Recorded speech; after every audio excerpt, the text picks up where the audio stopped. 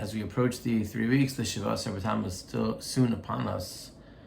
We usually focus on Ben Adam Lechavero, on the way we interact with other people. And it's in that light that I wanted to share a beautiful comment of the Orach Chaim HaKadosh.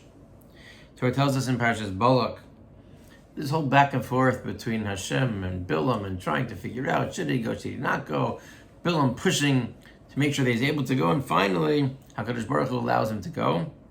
And the Torah tells us, Vayosam Hashem davar b'fi Bilam, and Hashem put davar b'fi Bilam, Vayomar shuv el Balak v'chos edaber, and he said, return to Balak, and so you should say. The question is, what does davar mean?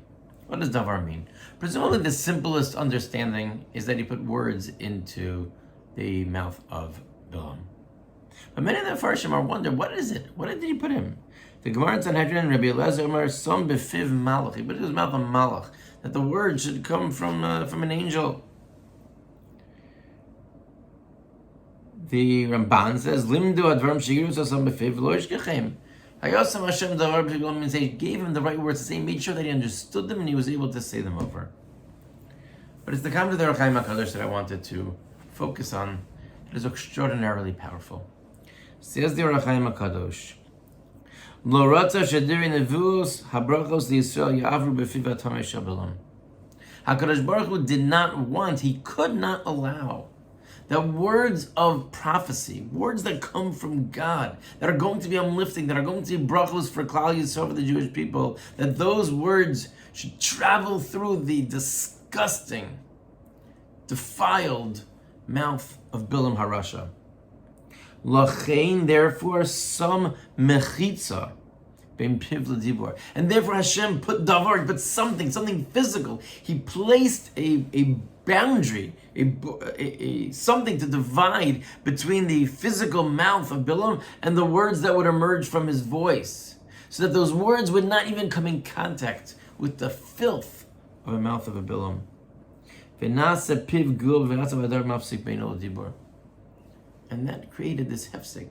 That's Vayosem Hashem davar b'fi Bilam. It's incredible. It's incredible because what that teaches us is that our mouths are a kli. They are a vessel.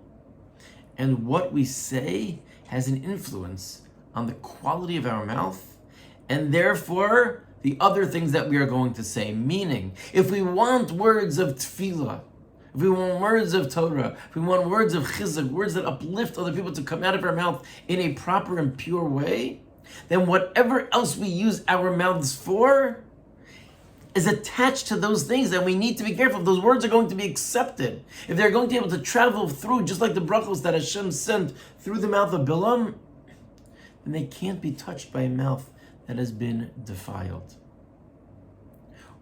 What we use our mouths for, not just when we are in shul and a beis medrash in a spiritual part of our lives, but what we use our mouths for over the course of the entire day, it's all interconnected.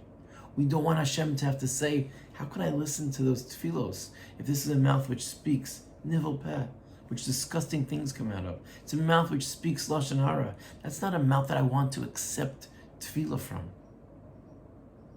It's very powerful. Our words we don't usually view as being something that leaves a physical imprint on anything. And HaKadosh Baruch Hu is telling us here that the words that we say change our mouths and the ability of our mouths to be a vessel for Kedusha and for Torah.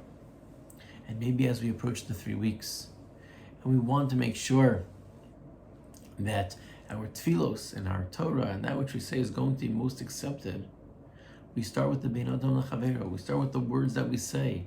If we're careful not to speak lashon hara, not only is it required, not only will it help bring people together in the achdus that hopefully will bring back the beis mikdash, but it will have its lasting effect on everything else that we do in the spiritual world. Our davening will be different. Our tefillos, the things that we want so badly, will be a different quality of tefillah. The Torah that we learn will be a different type of Torah.